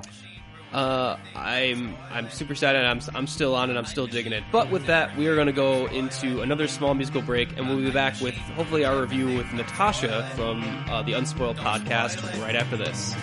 Spoiler alert, it must be some kind of crime to want to sit back and enjoy the ride, cause I had to go and read about it online, so I already know how they solved the crime. I'm not really worried, I know he's gonna save her, they already showed that part in the trailer. I came into this aware of the plot twist, I've already seen who the father is. Remember in the beginning when it looked like he died? Well, he did. Yeah, he was dead the whole time. Oh hey, look now, it's that one shot. The preview focused on this shot a lot. And an online reviewer said that it was hot, or maybe he didn't, I forgot. But it's the only reason that I came to see this hyped up, overbloated movie.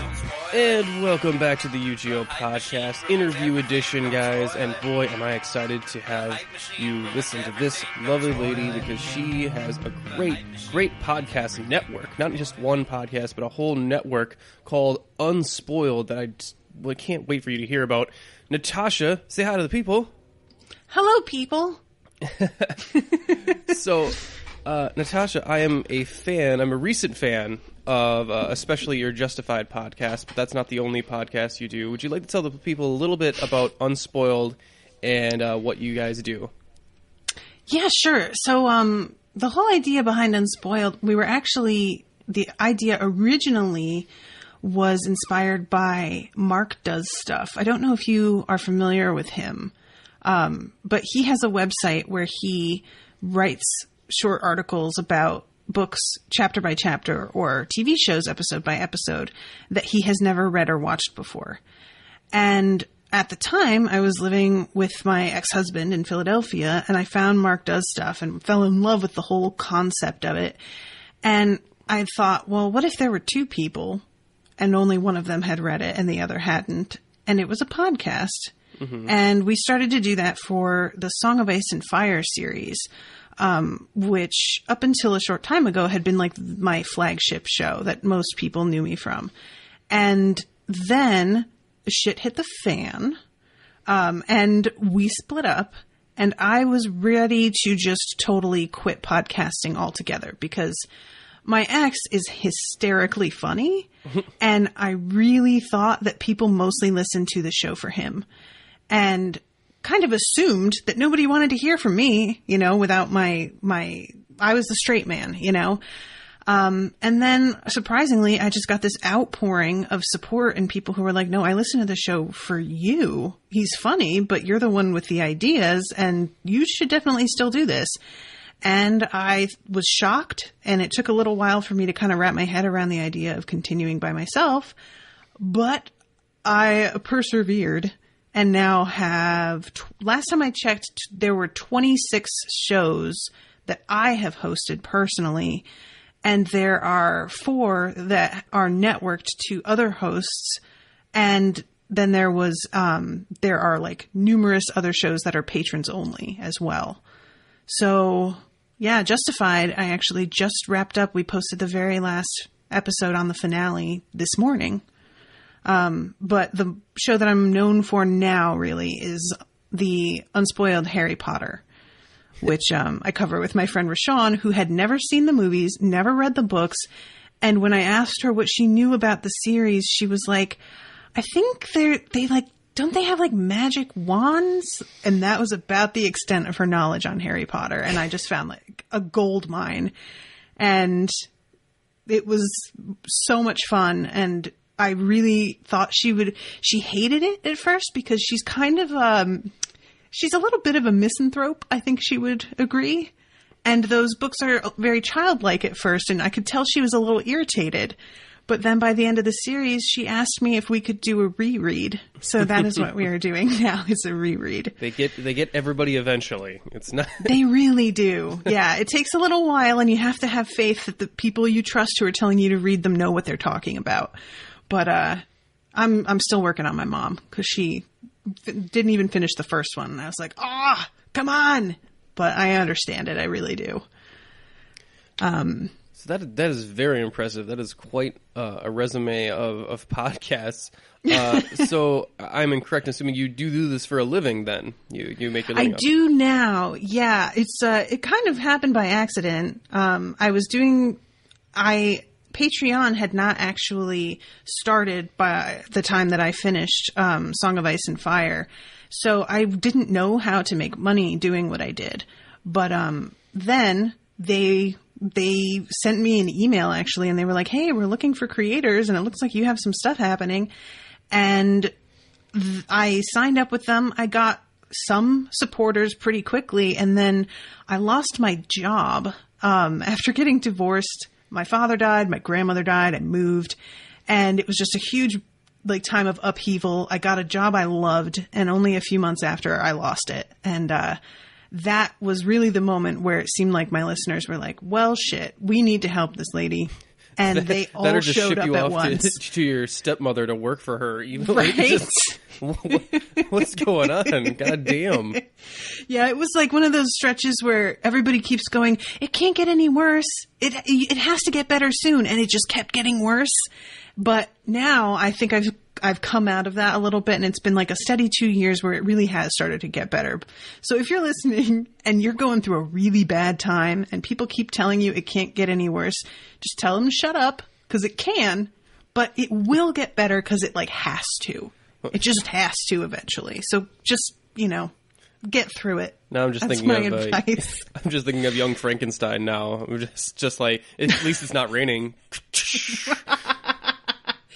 That was kind of what it felt like, yeah. So in a lot of ways, I feel like, and I have a little bit of the imposter syndrome, where I feel like I secretly don't know what I'm doing, and everybody is like, oh, what an amazing thing you've done. And I'm like, have I though? And occasionally doubt myself. But a lot of the success that I have had has been purely due to either get it done or just quit. I was in a position where I could either throw myself 100% and completely into doing what I loved and hope for the best, or I would just have to give up entirely and change the entire course of my life. And I decided to take a risk, and it panned out, which for many people, they are not as lucky as I am. I'm in a position as well where I can be making as little as I do on Patreon per month, but I have an amazing boyfriend who helps me out financially a lot. And there are plenty of people who are not as lucky as me in that respect. So I have a boyfriend privilege, I guess. Boyfriend privilege? I would call that, yeah. That's nice. I also have the secret, I don't know what I'm doing syndrome, but I always just fire back with, well, the less I know what I'm doing, the just more confident I'll act. That's usually I throw it in the other end of the spectrum there. That usually seems to work. Yeah, I think just the less I know what I'm doing, it sometimes, like you say, overcompensating by pretending I know, or if you don't know what you're doing, in some ways, you just go ahead and take a risk that somebody who knows more than you might not take. You know what I mean? Where somebody, it's kind of like movie makers who the first movie they make is kind of unconventional because they just didn't know enough to follow convention yet. So you can, inexplicably, accidentally step into it's like something brand new. And I feel like I got a little lucky with being able to get into podcasting as early as I did before it started to get really saturated. And I didn't know enough that, not taking a regular job and just going on Patreon and trying to depend on that full time was maybe not a good idea and probably shouldn't be something that I considered. But I didn't know enough, so I did it. And here I am. So I guess it worked out. Sometimes not knowing is better, I guess. Ignorance is bliss, Exactly. I assume. So you said you run many different networks. Now, this is probably some inside baseball stuff. I'm not sure how interested our listeners will be, but I run a separate show from our regular podcast called Netflix and Kill, and I just have it under the same iTunes feed because I wasn't able to figure out how to get Libsyn to have it under its own separate feed. But each one of your shows is actually under its own separate feed on iTunes, at least from what I've seen. Yes. So that's very interesting. How what's the upkeep like on that? Having so many different episodes or shows on there like that. Well, it's interesting because when I initially started, I was like you on Libsyn, and Libsyn charged me every time I added a new feed, and then I found out that Spreaker allowed for this like pro plan, which is $120 a month, and they let you have as many feeds as you want. And I switched over in a flash, and it was kind of a ball breaker, to be honest, because all of my RSS feeds had to go down, and the players that I had embedded on my website stopped working once I left Libsyn. But yeah, having the like unlimited feeds, I didn't expect to have as many shows as I have, and it's just gotten so much bigger than I expected that I never thought this would be an issue for me in the first place.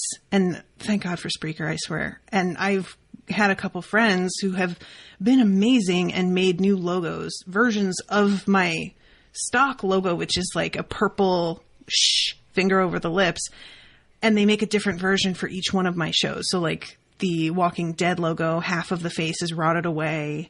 The one for Justified is a gun barrel. And it's been super, super helpful to have them separate because there's a couple shows, and if you only have two, I think that's no big deal at all. I think just two different shows on one feed is fine, and a lot of people don't have an issue with that.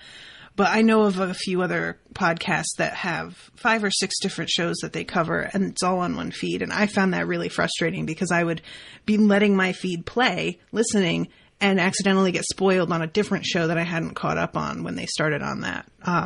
Not realizing in time that we had moved on. So yeah, I've been trying to keep it all separate, and I occasionally check on each different feed, even on shows that are over, to see if I've gotten any new reviews and stuff. But I think it's just easier for listeners to try and find me like with the specific title of whatever they're looking for usually. Otherwise I get a little bit lost in the shuffle. If you're searching for Justified and I'm a feed that covers 5 different shows, including Justified, I feel like I might not show up at the top of the search the way that, so. Yeah, it's very interesting. I didn't even hear of a Spreaker as a service, but that seems to have worked out for you. It makes sense when you cover as many different shows as you do. So you don't even just cover just TV. I heard you cover you have a book club. I see movies, and also do I see comics on here as well? I did. There are 2 little like different things. I covered a comic. I covered Sandman as its own thing, and then there's my boyfriend and one of my co-hosts, Maggie, briefly did What's Going with Owen and Maggie, and they covered comics, but they've had to kind of take a hiatus because his schedule's nuts. And I'm considering covering Watchmen coming up. But I don't have just a comics feed. Okay. I'll have a separate feed for each comic series if I decide to cover them. So, yes, the Sandman feed is only, I think, 10 episodes long. Like, it's a really short one. It's probably one of the shortest things I've ever covered. Mm-hmm. Well, I see that, I see a lot of podcasts that cover, TV shows episode by episode, but I don't see a lot of podcasts covering comic books like issue by issue. So that's very interesting. Although, when you think about it, it's the same format. If you just treat each issue like its own episode. So it actually makes a lot of sense. Do you find it more difficult, depending on the genre, like comics, books, or, TV, is one, more difficult to cover than the others, or does it all depend on the, each individual show? It really depends. Like comics, I find difficult just because I'm not as familiar with the medium.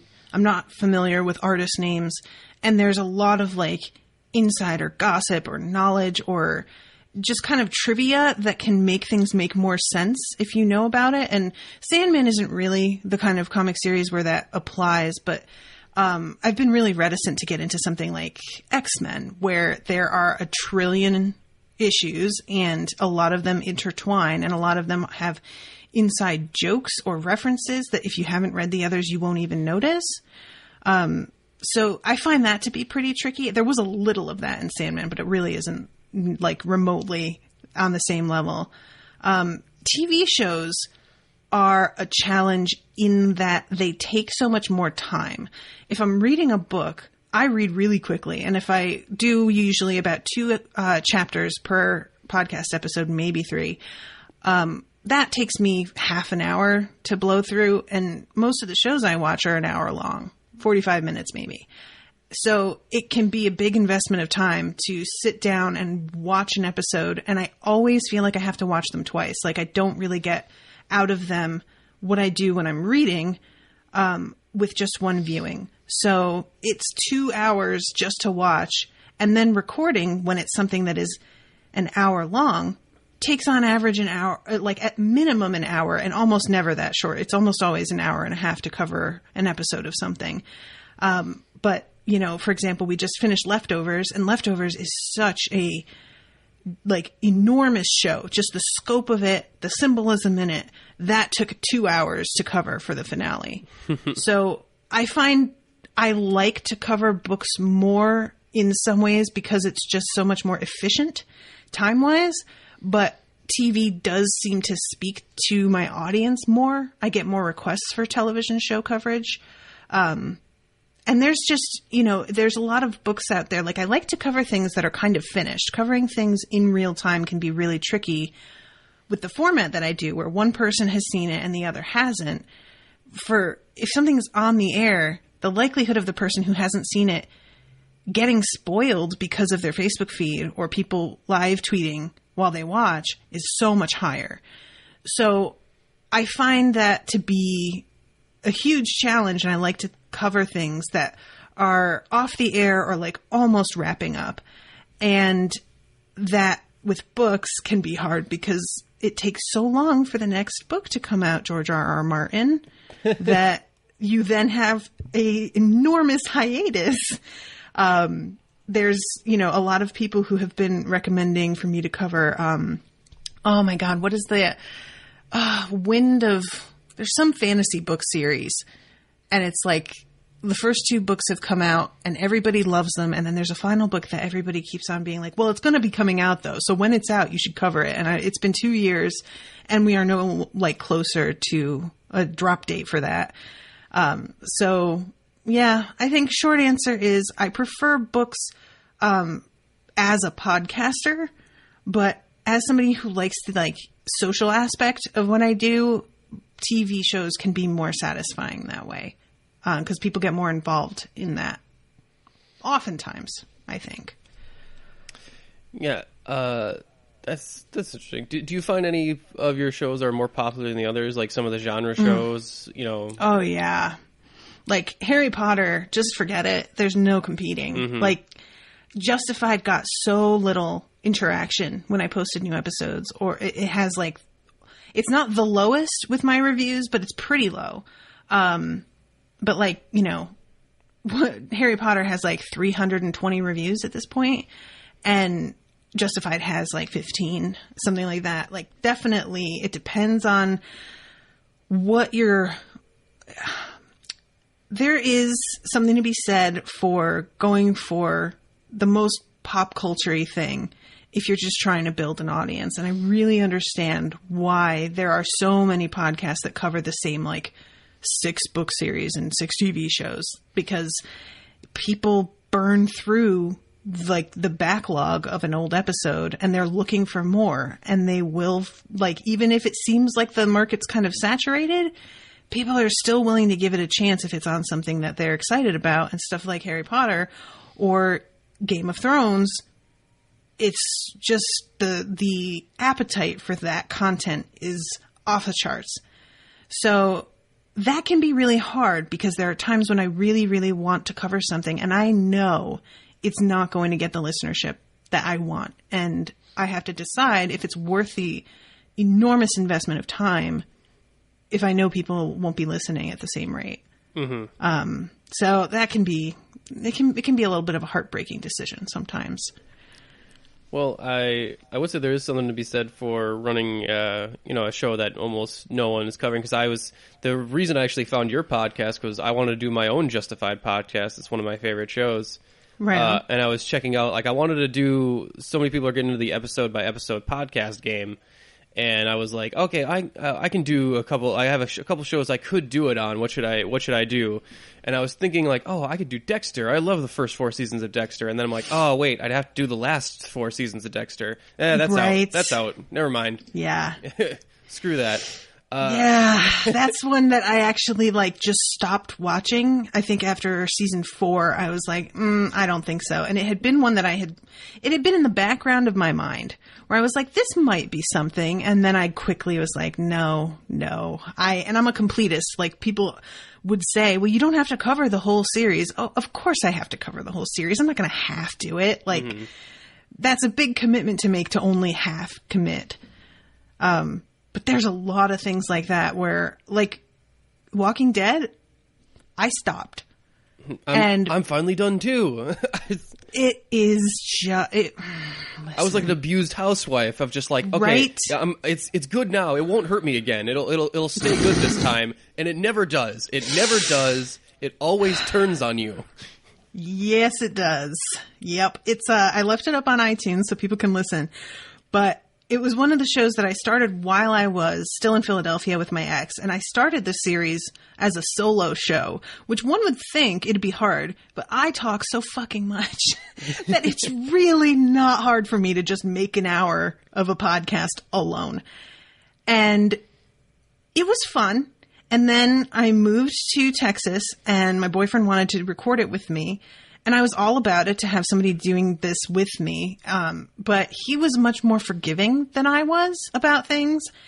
And I think he found it frustrating how hung up I'd get on stuff. And then we finally even passed his threshold where he started to be like, yeah, I can't be okay with this. I just can't justify what they're choosing to do. And when we finally reached that Negan finale, I was just like, I'm done. They're just screwing with us. It just felt like they were trolling us.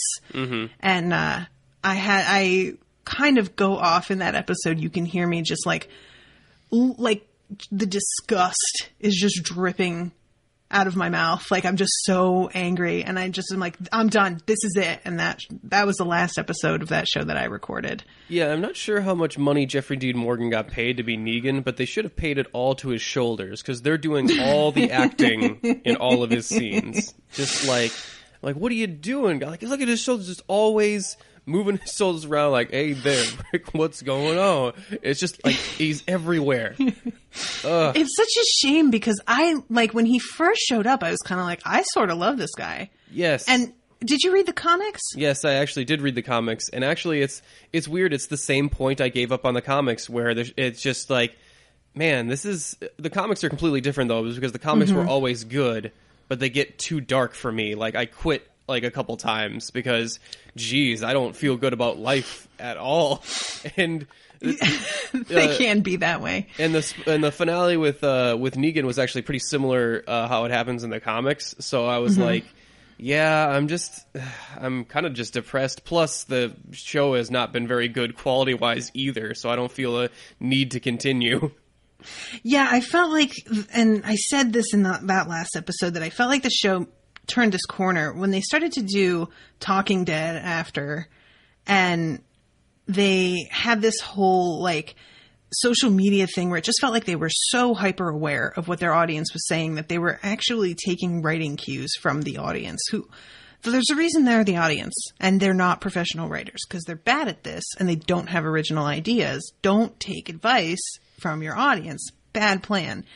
But it definitely felt as a viewer, that's what they were doing. They were keeping a finger on the pulse of Twitter and taking the temperature of people to see how mad would they be if we did this and that, and purely choosing things in order to shock or anger their viewers and not because it was actual good storytelling.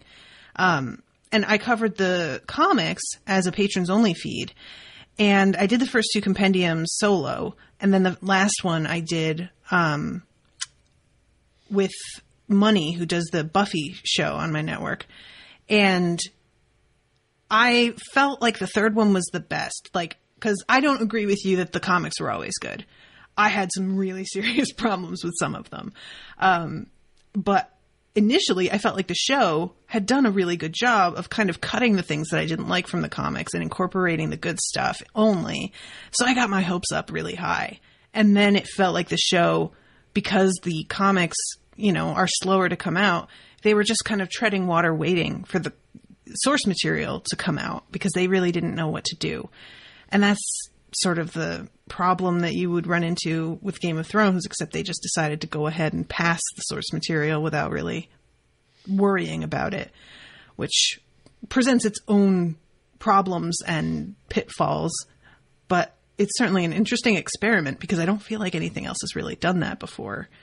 But yeah, the comics are, people think the show is dark, and it's just like some of the stuff that they cut from the comics to put into the show, like, be glad, because it can be super, super messed up. Can always get worse. It really, there were times where I was like, who is writing this? Like, what is your brain like? But yeah, there's one that I quit. But yeah, I think I was speaking of before we went on off the Walking Dead tangent. I did find you just because I looked up Justified podcasts, and yours was like the only one that showed up. So that's how I actually ran into your network. Wow, I'm really surprised more people haven't covered it. That's interesting. It was you, and there was another one that only covered half the series because they started while it was on, and it was halfway through. So there's, it's surprising to me because it's a very interesting show that I thought like, I thought if anyone would cover, if any show got covered episode by episode, I thought this one might get covered more, but it's okay. I end up like, oh god damn it, someone's already covered this and it's good too. Damn it. I thought, well, like I said though, if not a lot of people have covered it, then go ahead and do it though, because then there's got to be people willing to listen to more than one podcast on something that they really love. Mm-hmm. You know, I say go for it. I decided to do it on a Stand Against Evil instead. So now I'm running a Pod Against Evil podcast. But that's fun. But who knows? Maybe Justified isn't away from the future because I do love that show.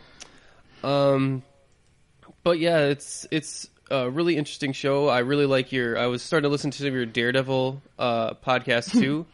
What I like about your Daredevil podcast and what I like also about your Justified podcast is because you and a lot of your co-hosts are female, sometimes I get to see a show from a female perspective that I never got to see before, which is very interesting from a Daredevil perspective.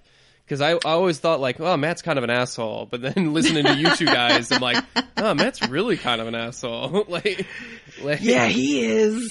I mean, I like Matt, don't get me wrong, but like I also hate him. I feel like about him the way that I felt about Raylan, which is just like, Raylan, I like want you to win, but also fuck you. Well, Raylan's supposed to be kind of the bad. Like that's what makes Raylan interesting is that he's kind of a bad guy, but he's on the side of the law, sort of thing. Matt's supposed to be kind of the hero, like. But I don't know, and I do like whenever like it did seem like you guys were like, oh well, we like Punisher and stuff, but then Elektra shows up and you guys seem to go nuts, which is I love listening to people that really love something. So when you guys talk about Elektra, it's like, oh yeah, get him, girl, sort of thing. It was really fun to listen to. That was the first show that I covered with Maggie, too, and it was such a find. Like, I'm so happy that I found Maggie to record with. She was a longtime listener, and I get a lot of people who listen to the show who are like, oh, she sometimes takes on listeners as co-hosts, but that's a pretty rare thing, and I have to be really, really sure about a person. And I took a little bit of a leap with Maggie, and that paid off so hard, because she is really smart and funny, and she knows comics. Like, she got into comics, I think she said only like 3 or 4 years ago was when she really started to get into them, but once she did, she just tore through them. So she has a lot of background knowledge on Daredevil and like some of the side characters that they mention, or little tropes or jokes that I would miss. But yeah, Daredevil was definitely that show was one that like kind of ended on a whimper for me. With the second season, because The Punisher, man, I'm so excited for his show. I can't wait till that comes out. Yeah, I was a little disappointed by the finale too. Like, yeah, I think it's a pretty fun episode when we cover the finale because we just went off. Well, so I got good feedback, but I do love the fact that Matt's like, all right, how many ninjas are up on the roof, Matt? Too many to count. And then you get up there and there's like 20. Like, you can't count to 20, Matt? What's your deal? Yep. Maybe Matt's took one too many to the head already, because it's like there's not that many fucking ninjas up there. And how he's just like, I don't kill people. I will toss them off 30-story buildings, but I don't kill people. I'm like, Matt kills people. He just likes to think that he doesn't. Say what you need, buddy. Yeah, exactly. Yeah, the whole thing with like women in podcasting, it's a really, this is such a funny subject for me because I now understand like the patriarchy and feminism in a way that I didn't when I started doing this. And it's kind of ironic because my ex-husband was the feminist in our relationship. When I was recording like 5 years ago with him, there were things that would make him mad that I would just be like, oh my God, what's the big deal? Oh, get over it. I would be kind of irritated at how fixated on certain things he would get. And then we split up, and like there's a lot of reviews. If you go look on my Song of Ice and Fire reviews, it's kind of amazing because you can see like the exact moment that some of the neckbeards were not cool with me taking over the show alone, and left comments like militant feminism of a recently divorced woman, implying that I got into feminism because I was getting divorced and thus hated my ex-husband and so needed something to like fuel my hatred. And the opposite is true. Our divorce was like, I was becoming introspective because I was the one who kind of fucked up. It was like mostly my fault that we split up. And I started to really like look at myself, and then looking at myself became looking outward and like reading articles and researching on stuff. And it sort of naturally led into this like, well, where do your behaviors come from and what has society taught you? And that turned into finding out about the patriarchal undertones of practically everything. So I started doing podcasting by myself and with a lot of female co-hosts without really understanding the value of having that alternate perspective, because so much of the coverage of TV's shows and books out there is from a male perspective. It started to, now that the market has gotten as saturated as it has with podcasting, you can find a lot more female-driven shows. But initially, that was really rare. And I don't think I appreciated at the time what a boys' club it can be, and how many times men wouldn't listen to my show, finding out that it was 2 women hosts. They decided that, oh, that's a show for women. And they wouldn't listen because they didn't feel like it was for them, because our perspective couldn't possibly be relatable if you have a dick, I guess. I trans people notwithstanding. I find that so interesting, too, because you're... I was listening to one of your Daredevil shows, too, and you're like, you know what? Men are just the worst. I'm like, yes, finally, she's figured it out. But it is funny because I have noticed that throughout the podcasting game. It's like, just, man, there's just not many women on the podcast. I tried to get a woman on our podcast a couple times just because I'm like, we're 3 white dudes, and I'm like, I feel like we all come from the same perspective and we're not giving something different. I actually enjoy listening to female hosts a lot because I listen to the Buffering podcast with 2 female hosts covering Buffy the Vampire Slayer, and I'm like, you know what? Women are great to listen to because when they love something, they go off on it, and it's just a joy to listen to because they're not. I don't know. I feel like men have this weird thing of like, well, you know, I need to be restrained and can't really show like, well, this is all right, this is pretty good, and they're I don't know, it just comes from a whole upbringing of like, don't show your emotions and never cry sort of thing, and so I feel like I always like to listen to people who are really into something or really not into something, because they will tell you very specifically why or why not they like something. So, Yeah, it's I have a couple of male and like my co-hosts are great. Like there's nobody that I would say is like, oh, I really hate recording with this person. At least nobody that I still record with. But I have definitely noticed that a lot of my male co-hosts are much more restrained, and they tend to, it feels like they feel the need to filter their excitement and appreciation of something through this like logic sieve, and kind of tone it down as if they aren't allowed to just like something. And, you know, you can acknowledge things have problems and aren't perfect and still just love the shit out of them. And that's fine, you know? There's nothing perfect out there. If you just love stuff that doesn't have any problems, there's literally nothing that you could love unless you just are blind to the problem, which happens. Yeah, I was going to say, the guy you do the Justified podcast with, whose name is escaping me right now. Alan, there we go. He's very analytical, and he brings a very a great analysis to the show. At certain points, he brings up points that I never thought about before. But he is always saying like, yeah, that's why I love this show. And I'm like, really? Because it sounds like you are very like it could. So when he's given the critique, it sounds like he could go either way. And it's not until he says he actually does say like, yeah, here's why I love this show. It's like, oh, okay, so you're the one that does love this show. Okay, gotcha. And it's I find that's but that's an important perspective to bring too, because I actually like a different analytical perspective along with a more emotional one. It gives him more of a range of reactions. Yeah, most definitely. And I like most of the time when I'm the unspoiled one for something, like I was at Justified, the person who's co-hosting with me asked to co-host because they love it. You know, usually I'm not the one like exception to that was his Dark Materials, which I started covering with Owen because I wanted him to read them, and he didn't know anything about it. And like I was just like, I need you to see this or to read this. But like Leftovers, Rashawn loves The Leftovers. I'm going to be covering Westworld next year, and she's covering that with me, and she loves Westworld. Oh my God, Westworld's so good. Can't wait for that. I keep hearing that. Yeah, it's one of the like times that I've broken my no currently airing stuff rule, because so many people asked me for it, and I was finally like, oh, okay, guys, jeez. But I am looking forward to it. I'm looking forward to listening to it. That'll be great. Yay. I'm also very impressed of how open you are with your personal life and stuff too, because you talk about your divorce and your previous relationships and just some really intimate stuff in relation to some of the stuff you're covering. Like at the drop of a hat, it seems like you talk about stuff that I would never talk to another human being about. But again, there's probably that patriarchy working for you.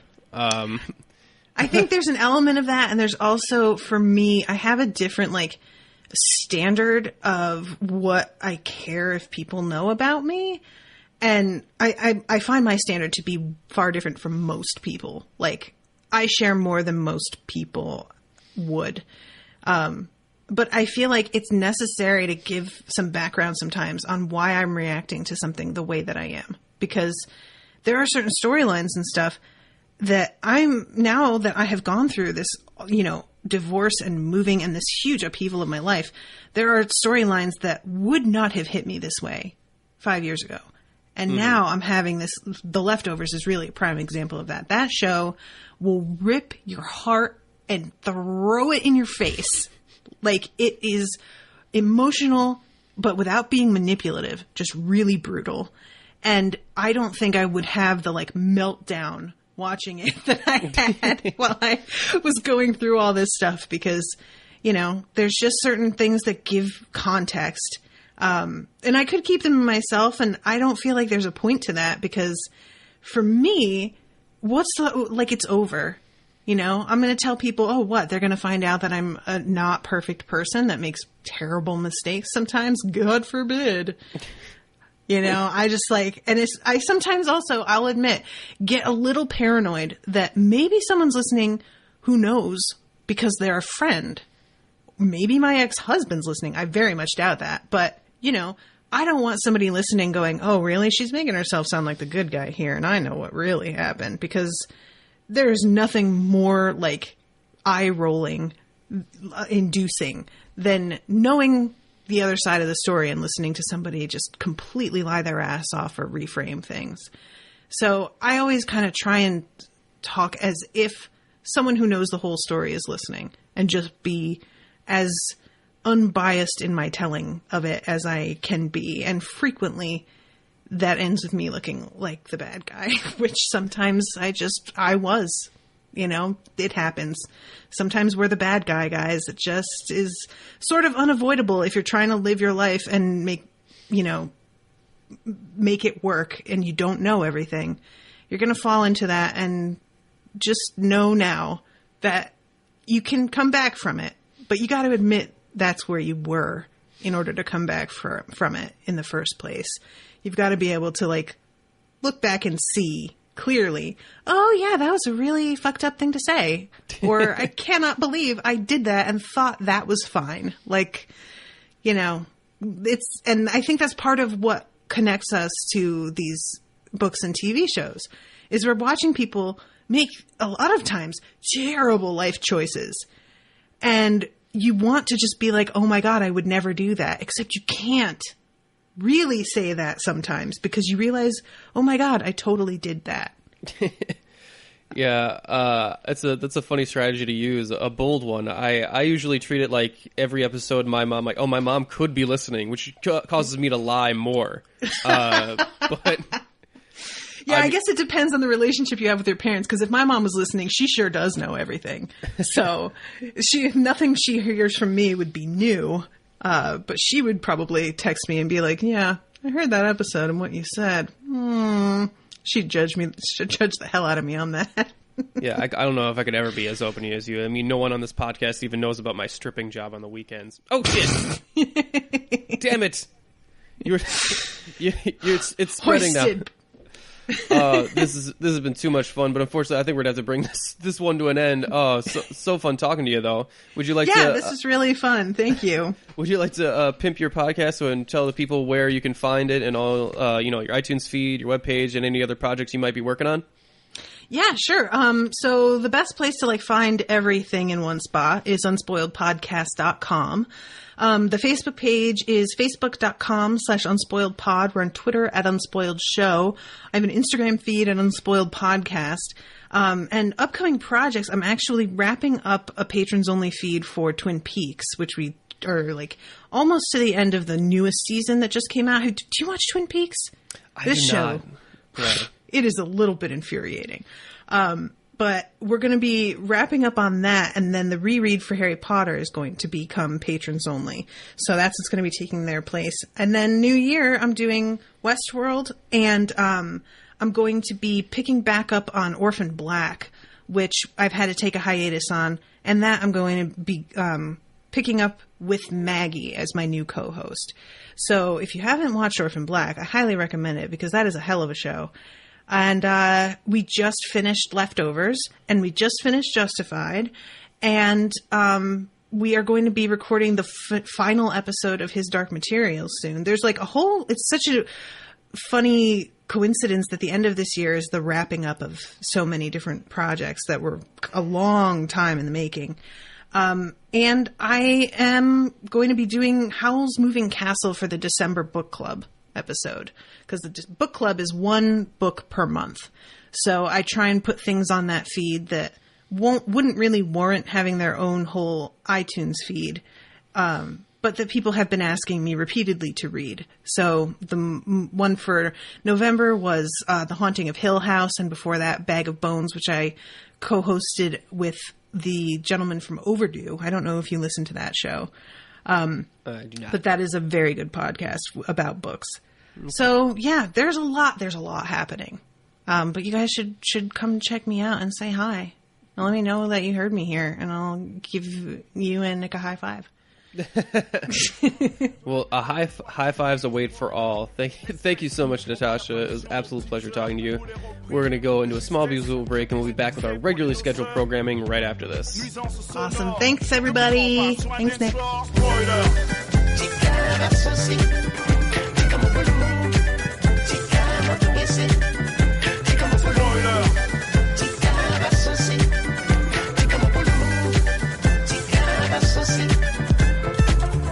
welcome back. I hope you enjoyed that interview with Natasha. It was a great fun to record. Really enjoyed it. With that, we are going to wrap up this episode here. Hopefully, if you're listening to us while still at Daisho Con, quit listening to this, or now you're done. It's too late. It's too late now. Late, yeah. Go visit some of our panels, goddammit, and maybe listen to this again. I don't know what you can do. Reverse time. It's too late. If you're listening to us while listening to us on a panel, stop listening to us. Listen to us. Stop listening to us and listen to us. Don't be rude. Don't be rude. But yeah, if you'd like to help out the podcast, one of the free ways you can do that is to give us a 5-star review on iTunes. We really appreciate it. It really helps us out. We read whatever goes in that review box on the air. Please, please, please. We want to read some of those weird reviews again. We love it. Otherwise, you can subscribe to us on there as well. Follow us on any of our social media pages, like our Facebook, our Twitter at UGO Podcast, our Instagram. Check out some of our con pics. And yeah, or if you just want to, email us, just chat about us. Maybe you have something going on with your content creation as well and want to do an interview like we did with Natasha, or you know somebody who wants to promote their stuff, just send us an email at unapologeticgeekout@gmail.com. And with that, we're going to wrap this one up and get right on out of here. More Unapologetic Geek Out, and we're out.